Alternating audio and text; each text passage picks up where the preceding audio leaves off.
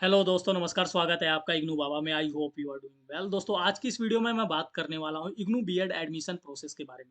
बहुत सारे स्टूडेंट्स को कन्फ्यूजन रहता है कि इग्नू बीएड का एडमिशन प्रोसीजर क्या है, कैसे अप्लाई करना है, एंट्रेंस एग्जामिनेशन के फॉर्म कब रिलीज होंगे, मेरिट लिस्ट कब आएगी, एडमिशन कब स्टार्ट होगा, इसकी फीस कितनी है, इसके फ़ायदे हैं या नहीं, एडमिशन होने के बाद क्या होगा, मतलब कि कैसे डिग्री कंप्लीट होगी, ठीक है, क्लासेस होंगे या नहीं।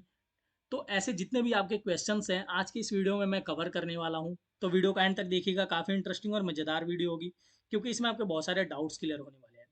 सबसे पहले दोस्तों मैं बात करता हूँ इग्नू बीएड के बारे में। जो इग्नू बीएड है ये ओडीएल मोड में है। ओडीएल यानी कि ओपन डिस्टेंस लर्निंग। इसके लिए आपको रेगुलर विजिट नहीं करना होता है, कोई भी क्लास अटेंड नहीं करनी होती है। सिर्फ तीन चीज़ें होती हैं इसके अंदर। एक होता है आपका पहला एग्जामिनेशन, ठीक है, आपको एग्जाम देने होते हैं सेमेस्टर वाइज, ठीक है। इसके बाद एग्जाम देने के बाद आपको वर्कशॉप अटेंड करनी होती है। वर्कशॉप के बाद आपके प्रैक्टिकल्स होते हैं, ठीक है। और इसके बाद इंटर्नशिप होती है। इंटर्नशिप आपको आउटसाइड से करनी होती है, लेकिन ये तीन चीज़ें जो मैंडेटरी है वो इग्नू कराता है। जैसे आपका exam, internship, sorry, exam, practical और वर्कशॉप। इस ये आपने अगर 2 साल कंप्लीट किए अपने, तो आपकी जो डिग्री है आपके घर पे आ जाती है। इसीलिए इग्नू का जो कोर्स है बीएड का ये बहुत ही ज़्यादा पॉपुलर है उनके बीच जो अपने प्रोफेशन में है, अपने टीचिंग लाइन में है, इन सर्विस में है, ठीक है। और वो मतलब उन्होंने अभी तक बीएड कंप्लीट नहीं किया है और बीएड कंप्लीट करना चाहते हैं प्रमोशन के लिए। तो उन लोगों के बीच ये कोर्स पॉपुलर है क्योंकि उनको कहीं पे भी विजिट नहीं करना होता है। लेकिन इसमें एक बड़ा बैरियर है दोस्तों। जो इग्नू बीएड का एलिजिबिलिटी क्राइटेरिया है उसमें बहुत ही क्लियरली मेंशन है कि जिन्होंने अपने डिप्लोमा, एजुकेशन डिप्लोमा को कंप्लीट कर रखा है, लाइक डीएलएड रेगुलर मोड से, ठीक है, जिन्होंने रेगुलर मोड से अपने डीएलएड को कंप्लीट कर रखा है वहीं अप्लाई कर पाएंगे, दूसरा कोई नहीं अप्लाई कर पाएगा। इसीलिए बहुत सारे स्टूडेंट निराश होते हैं बाद में।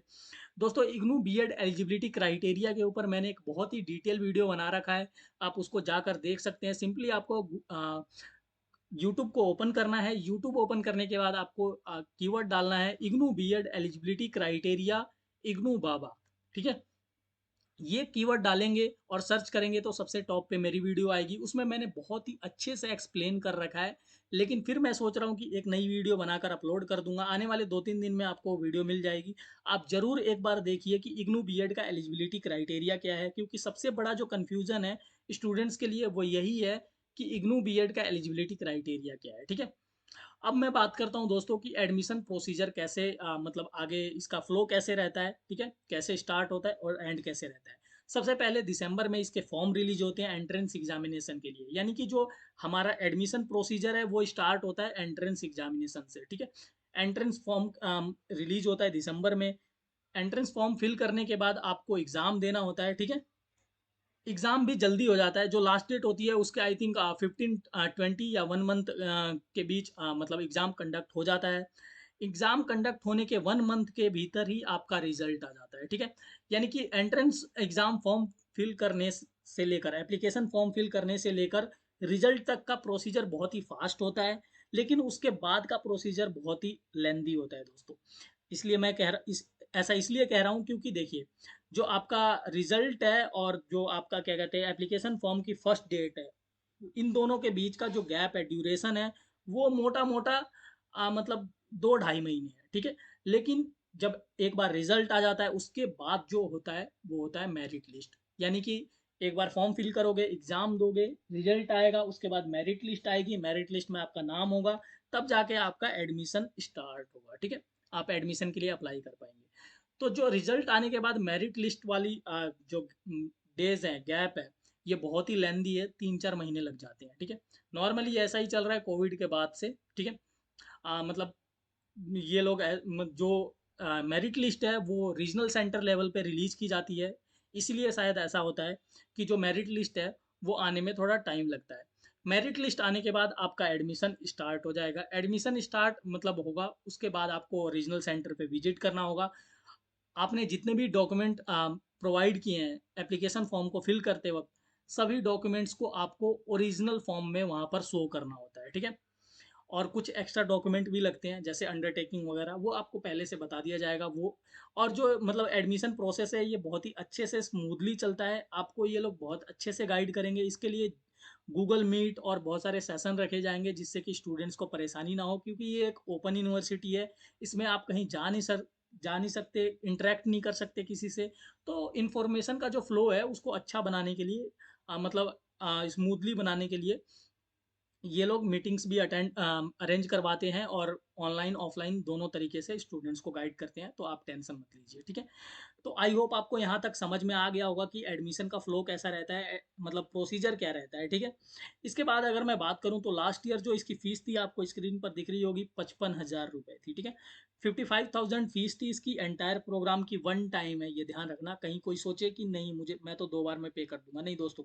जब फर्स्ट ईयर के लिए एडमिशन होगा उसी टाइम आपको ये 55,000 देने होंगे, ठीक है। इससे पहले 50,000 थी फीस, 49,000 और 50 के अराउंड, 23 की बात कर रहा हूँ, 24 में ये थी। हो सकता है कि इस बार फिर से एक्सटेंड हो गए, मतलब इसमें कुछ इंक्रीज कर दे ये लोग, ठीक है। अभी तक के लिए आप यही समझिए कि 55,000 से 60,000 के बीच कोई अमाउंट होगा। तो और ये वन टाइम पेबल होगा, आप इसे 2 बार में नहीं पे कर सकते, ठीक है। तो आई होप आपको ये भी क्लियर होगा। अब मैं अगर बात करूं कि एडमिशन हो जाए तो उसके बाद क्या होगा, तो दोस्तों उसके बाद आपको आपके रीजनल सेंटर से कांटेक्ट किया जाएगा। एग्जामिनेशन के लिए आपको जो इग्नू की ऑफिशियल वेबसाइट है, यहाँ से आपको एग्जामिनेशन फॉर्म को फिल करना होगा, और जो आपका कोर्स मटेरियल है वो आपके घर पे आ जाएगा। घर पे आने के बाद एग्ज़ाम देने के बाद आपका जो वर्कशॉप होगा वो उसके लिए जो मतलब जो वेन्यू होगा ये आपको मेल के थ्रू आपको बताएंगे, ठीक है।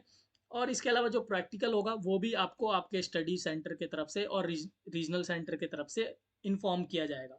दो चीज़ों का ध्यान रखना दोस्तों, जब एप्लीकेशन फॉर्म फिल करोगे तब आपको जो ईमेल आईडी और मोबाइल नंबर प्रोवाइड करना है वो बहुत ही अच्छे से प्रोवाइड करना है, यानी कि उसमें कोई गलती नहीं होनी चाहिए। एक बार गलती हो गई तो आप बहुत चक्कर काटोगे, रीजनल सेंटर विजिट करना होगा, वहाँ पर 2 बार तो जाना ही पड़ेगा आपको। और अगर आप किसी रिमोट एरिया में हो तो आपका जो रीजनल सेंटर है वो बहुत दूर होगा, तो समझ सकते हैं जाने में कितनी परेशानी होगी। इसके अलावा जो एप्लीकेशन फॉर्म है वो अभी तक रिलीज़ नहीं हुआ है। जैसी रिलीज़ होगा दोस्तों मैं आपको कंप्लीट डिटेल में बताऊंगा कि एप्लीकेशन फॉर्म को कैसे फिल करना है। आप देख सकते हैं लास्ट ईयर मैंने जो ये वीडियो अपलोड की थी 27 मिनट्स की है, ठीक है। 27 मिनट की वीडियो में मैंने one by one, step by step एक एक डिटेल को यहाँ पर एक्सप्लेन किया था, जिससे कि कोई कन्फ्यूज़न ना रह जाए किसी को। तो इस बार भी मैं वीडियो अपलोड कर दूंगा जैसी वीडियो रिलीज़ होगी। आप अभी काफ़ी लंबा टाइम है, तो आप मतलब ये सोच लीजिए कि आपको अप्लाई करना है या नहीं। अप्लाई करने के बारे में अगर आप सोच रहे हैं, आप एलिजिबल हैं या नहीं, इसके लिए मैं अभी एक वीडियो बनाऊंगा कि उसमें एलिजिबिलिटी क्राइटेरिया क्या है। और एलिजिबिलिटी क्राइटेरिया की ऑलरेडी वीडियो अपलोड है चैनल पे, जैसा कि मैंने आपको बताया कि सर्च कैसे करना है, तो आप जाकर सर्च कर सकते हैं, ठीक है। तो अगर आप एलिजिबल हैं तो अभी से ही तैयारी शुरू कर दीजिए, क्योंकि जो इसका एग्जामिनेशन का लेवल है हर साल बहुत ही मतलब अच्छा आ रहा है। एक स्टैंडर्ड लेवल का एग्ज़ाम ले रहे हैं इग्नू वाले, ठीक है।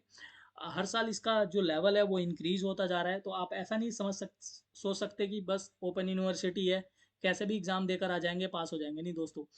मतलब जब एक बार एंट्रेंस एग्जामिनेशन क्लियर मतलब आपका क्लियर हो जाएगा, उसके बाद भी आपकी अभी लड़ाई ख़त्म नहीं हुई है। उसके बाद आपका मेरिट लिस्ट में नाम आएगा। मेरिट लिस्ट में भी बहुत सारे प्रॉब्लम्स होते हैं, जब आप मतलब उसको फेस करेंगे तो को पता चल जाएगा, क्योंकि उसमें भी कई सारे क्लैश हो जाते हैं। और क्लैश में भी फिर मतलब उसमें एज और दूसरी चीज़ों को देखा जाता है। तो आप समझ सकते हैं जैसे सरकारी नौकरी की मतलब जो मेरिट होती है उसी टाइप का ये भी मेरिट होता है, ठीक है।